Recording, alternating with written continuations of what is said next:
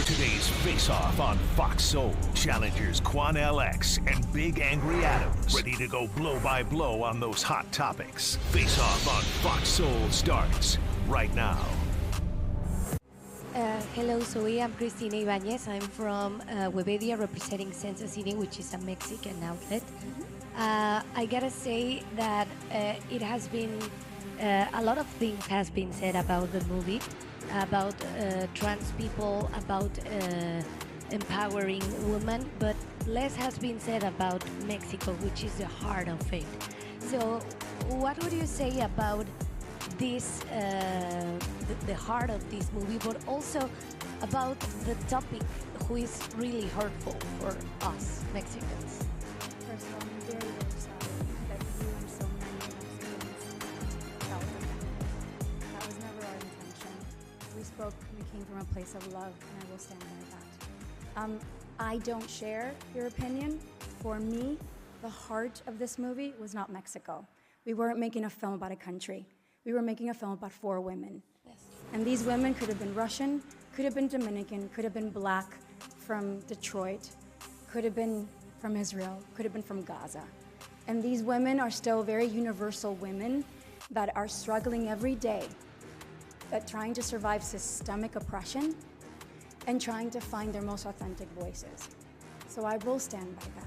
But I'm also always open to sit down with all of my Mexican brothers and sisters. In this round, here's Charles Big Angry Adams. Well, there you go, Quanell. That was Zoe Saldana, the first Dominican woman to win Best Supporting Actress in the history of Oscars. Obviously, a very accomplished actress who has a number of accolades and been in a number of blockbusters. I'm a huge fan. Having to defend herself and her film, which was a musical about a cartel boss, a evil, butchering, murderous cartel boss, who then decided to transition into a woman in an effort to not be held accountable for their crimes, and then also somehow transitioned in the film into this sympathetic character, right? Where we somehow forgot that they were a narco-terrorist responsible for absolute abject evil. I didn't think the songs were particularly good, but I think it hit the right notes for Hollywood. You know, the place in this country that loves to embrace perversion, and I'm not saying being trans is perversion, I'm talking about all the pedophilia that's coming out from Diddy and other sources, Weinstein, Epstein, Puff Daddy, all the creeps, right? But they love to embrace that while also simultaneously lecturing America on our morality, which I think is absurd and was written very large. But Zoe's having to sit up there and explain why all of these Latina actresses weren't apparently Mexican Latina enough. And I think the lesson to be learned, that of course Miss Saldana is never going to say, is you can't be woke enough, right? There are some ones, because you heard the reporter, are very hurtful, right? You can't ever grasp the brass ring of pleasing everybody, and somebody, some journalist, somebody on social media is always going to find a reason to melt down. You know, she didn't mention, she didn't have anything to say, this actress, about the horribly anti-Korean, the horribly anti-black stuff that the trans woman actress had tweeted just back at the 93rd Academy Awards, has a long history of spewing hate. She got nominated for Best Actress, despite having, this is somebody with a she penis, right? And I'm all for people living however they want to live. I support the trans community, right? But at some point we've got to say, hey, we've got stuff for people with vaginas and we've got stuff for people with penises. But this is a trans woman filled with hate. No one talked about that, right? What we're talking about is how they weren't born in the right part of Central America to make this an acceptable film, and I think it really, but it's nonsense. I don't think the Mexican people were complaining about exactly that. The part that you left out, Charles, was that the producer of the film, they said that they couldn't find talented enough people in Mexico to play some of these roles. That's an absolute slap in the face to the Mexican men and women who are great actors and actresses. That's an insult. To say a whole nation didn't have women and men qualified enough to play certain roles and you couldn't find the talent. Secondly, Mexican brothers and sisters must understand that when Hollywood, who has never been your friend and never will be, make movies about your nation, do not expect them to portray your nation and its people in the most positive sense, because they've been doing this for generations. This is the same Hollywood that had a brilliant time getting rich with the black exploitation era, with black movies and black films that did nothing to uplift black people but demonize, make mockery of, and bring the moral fiber of a nation's internal community down in the black neighborhoods with the black exploitation era. They did the same thing to the Mexicans again with a cartoon. You remember Speedy Gonzales? When they had the little mice, the little rat acting like he was a Mexican. This is nothing new. So I would say to the Mexican brothers and sisters, hold their foots to the fire. Hold them accountable, because you were right, she did have a co-star in the film who's an absolute trans woman, but she's a bigot and a racist, and has made some very insulting remarks about the Afro-Caribbean community in Latin America and throughout that region. So why in the hell would you put her in the film anyway? I'm not surprised, Charles. This is no shock to me. But to the Mexican brothers and sisters, if they're going to portray your people in this manner, then kick them the hell out your country. Don't let them get a license to make a film in your country. You sure as hell couldn't do this in certain parts of the world and demonize an entire people in this country and then get away with it. No, stand up for your community. I have no problem with that. Okay, initially, he didn't say there was anyone qualified. What was said was we auditioned extensively in Mexico and around, and this is what we got. That's right? The same thing. No, we couldn't find nobody qualified. It's not it. But I also love how, without having any knowledge of Mexico, you conjure racism, right? Speedy Gonzales is an absolutely embraced character in the Mexican community. Not by all Mexicans, that's not true. Many Mexicans take great offense to Speedy Gonzales and how he was portrayed. Yes. Americans who are looking for something to get some attention to the organization, say, please pay attention to us so we can be fake offended like you. I mean, you're rich from acting like you're offended about stuff. Let me stop you right there. Let me stop you right there. No, I'm not. Why are you always snitching on my pockets? Okay, no, I'm talking about what is wrong with you? Because you make up you work for racism. What's snitching on my Carlo pockets? Gascon Perez said horrible, awful, bigoted stuff about blacks and Koreans, right? I don't think the producers and directors knew about it, but they should have checked. It wasn't hard to find. Oh, they were not blessed. They were not dumb to this. But I also think we have this belief in America that some people can be hateful. Like, you can sit across this table and spew hateful rhetoric about white people. I don't run Hollywood every day. Hollywood are the same people that gave us buckwheat on Little Rascals. Remember buckwheat on Little Rascals? Dehumanized and made black people look savage and had black children with low self-esteem watching that portrayal, which was despicable. They're the same people, Hollywood, that gave us Tarzan. And remember Tarzan, a lone white boy who got dropped off in the jungle, who could make the lions tap dance, could make the gorillas do backward flips, could make the elephants do ballerina moves, and yet the Negroes in Africa couldn't speak one word to a wild beast and make them do nothing. That's what Hollywood gave us. Okay, thank you for interrupting me again. I always know when you're on one, you're not going to talk about the topic at all. You know, we're talking about Hollywood and Mexico. All right, you want to talk about buckwheat? I guess alfalfa made tall, skinny white boys look good because look, when I was called alfalfa as a kid, it was a denigration. It was an insult. Well, you do have a resemblance to alfalfa. I get it, but you see, you only pick one little thing. Oh, this is making fun of black people. He was the only black character. Raise your fist. He was the only black character. Buckwheat was the only black character in Little Rascals. Tell me the white character that didn't look like an idiot. You had a short, fat kid. You had a tall, skinny, goofy. In fact, the only likable character on the Little Rascals was Buckwheat. Couldn't even speak. Buckwheat couldn't even talk. First of all, they made Buckwheat look like a special needs child. You and I both know they made Buckwheat look like a special needs kid who couldn't even speak. That's a disgrace to black people. I didn't get that perception. When I was a kid, he was my favorite. I think that Eddie Murphy did a great job. Remember Stephen Fetchit? Right, I'm sorry. Remember Stephen Fetchit? You remember that? Amos and Andy? Okay.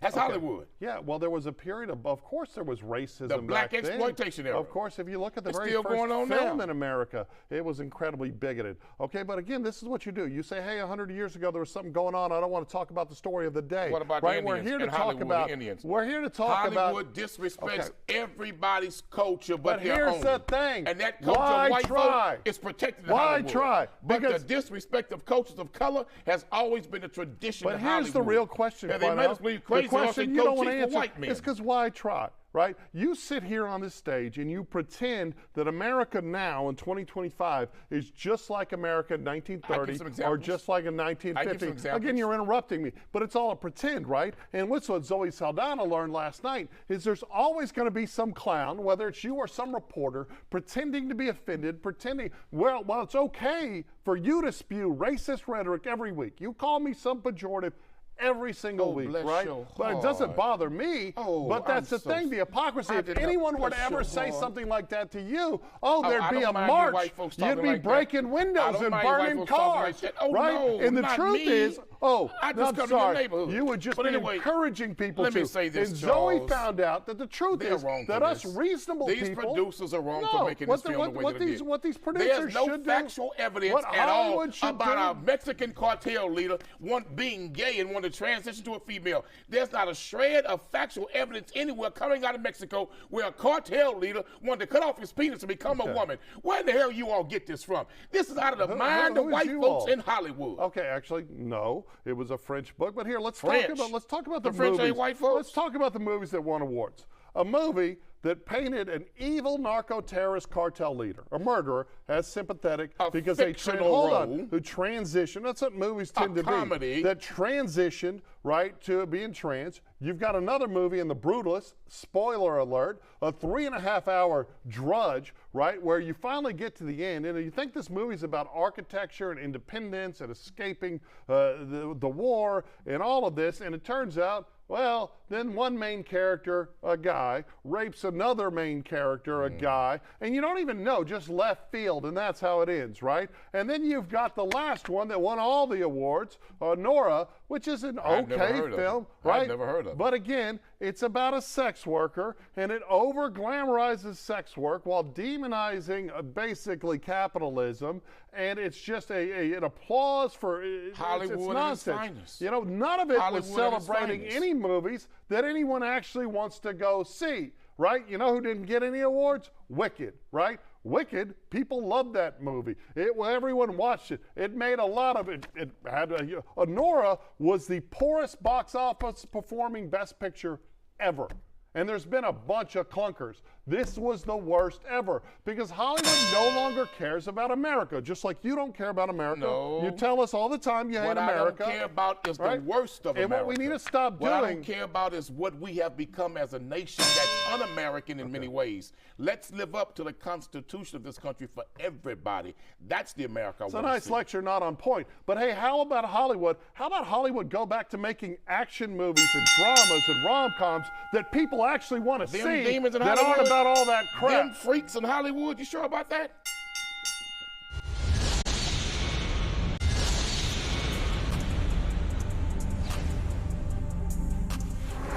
Or for you to come into the Oval Office and try to litigate this in front of the American media. Right now, you guys are going around and forcing conscripts to the front lines because you have manpower problems. You should be thanking the president for trying to bring an end to this conflict. Have you ever been to Ukraine that you say what problems we have? I have been to. Count once. I've actually watched and seen the stories, and I know what happens is you bring them on a propaganda tour, Mr. President.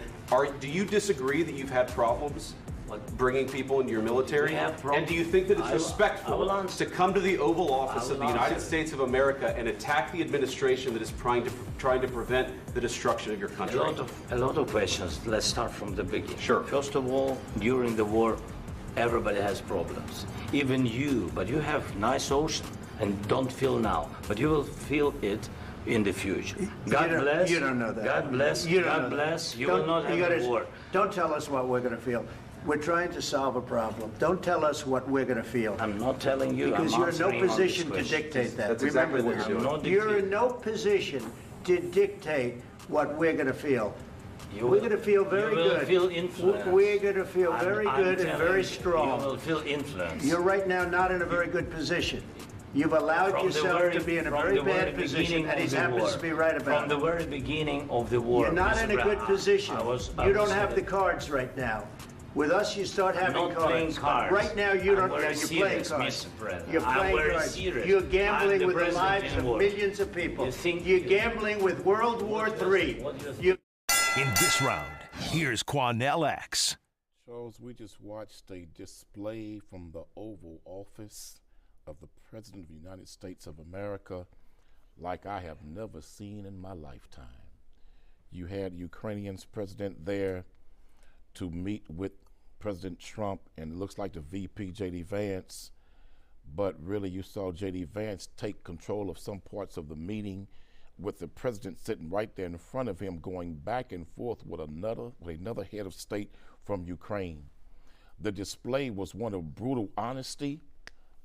It was a lot of insults back and forth. It was very disrespectful by both the president, J.D. Vance, President Trump, and well as Ukraine's president.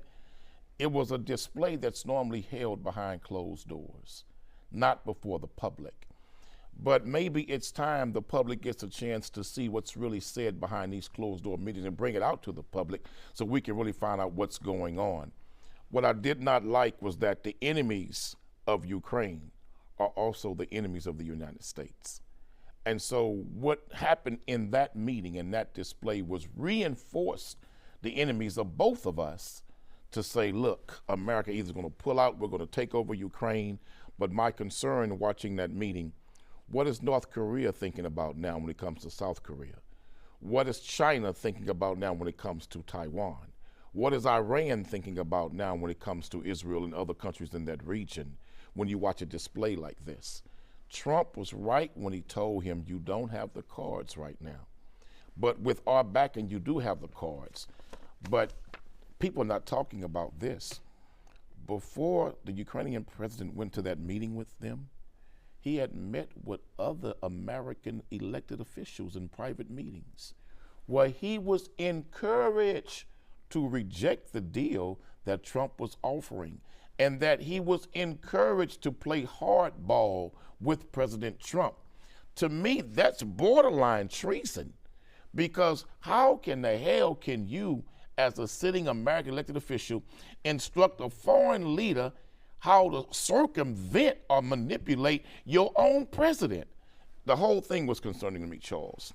Well, yeah, I mean, there are some big concerns. Initially, when you look at how the media has responded, we've seen in the last few days, 4 or 5 days, this tidal wave, people demanding that Trump resign, publishing letters in the New York Times. The New York Times did an article. In the New York Times article, it talked about one meeting, right? The Lindsey Graham meeting that predicated the meeting with the president. And it talked about how Lindsey Graham, the Republican senator from South Carolina, encouraged Zelensky to get along with the president. It did not mention the meeting with, there was alleged to have been a meeting with Susan Rice and a number of powerful Democrat officials who are alleged to have encouraged him to be combative with the president, to put on this spectacle and theater. Because Democrats, it seems, would rather see World War III than lose the midterm elections. And they see this as a vehicle. Just like we saw Trump's first impeachment being about Ukraine and allegedly denying them aid, seeking help to defeat Biden, when the truth has finally come out that in fact Biden did, for probably money directed at his son, target a prosecutor who was rooting out corruption again in the Ukraine and threatened to withhold funds until they fired this prosecutor. Lifelong public servant, an incredibly noble guy, vilified by the press, vilified by Biden, all probably because his son got a few free $1 million. And it really, what this has done, I don't really care about the argument, right? I am glad that Trump is willing to have these arguments in front of cameras. And then saying that doesn't mean I'm ratifying what Trump is doing, because I think Putin is the greatest monster on the planet, and we need to push back against him, but not with American soldiers. But when you look at the media, so Putin took a big part of Ukraine, Crimea, during the Obama administration. Obama used sanctions and diplomacy, not effectively, but everyone applauded it, right? We didn't see any criticism of it, right? So during the Biden administration, we poured hundreds of billions of dollars with really no effect. and have watched, they are literally grabbing people. There's a video floating around of someone with Down syndrome on the front line fighting in the Ukraine. There are tons of videos that are ignored by the media of people riding their bikes down the street and getting tackled and drugged and being forced out to the front lines. People, elderly men, teenagers, and they're being butchered out there. And that's not to say I think we should just let Putin do whatever he wants. It's not to say that I don't think we should be pushing back. Also stories about American weapons ending up in the black market, ending up in the hands of the very narco-terrorists we were talking about in Emilia Perez, ending up being sold for pennies on the dollar, right? We've seen indictments. We've seen disappearing unaccountable billions of dollars, right? Ukraine was universally accepted as one of the most corrupt, if not the most corrupt nation on the planet, prior to becoming the media's darling because of Putin's So aggression. why in the hell would we give them money like that? Well, that's a big question. If we knew this, why do we give that kind of money to them? And what I did not like was in the middle of a war, the President Zelensky, he and his wife took portraits for Vanity Fair. They took some appealing portraits for Vanity Fair in the middle of a war while your people are dying on the front line. Y'all got time to sit down and take damn portraits for Vanity Fair? But more importantly, Zelensky is basically cosplaying a warrior, right? He wears a costume instead of wearing a suit and tie and acting like a president. And that's not to say... But he is at war. And that's not to say... Wait, but he's not at the front lines. But, that symbolizes his country is at war. It's not a time of peace. Biden got into it with Zelensky. Nobody talked about it. This is all political theater, media But I don't think we should give him that money. You know what? I don't think we should keep financing that. Unless we can get a return on our money, we shouldn't give him that money. Well, good for you, because I don't disagree.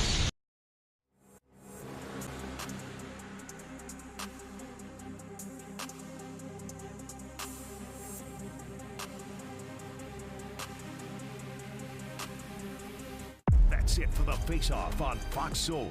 We'll catch you next.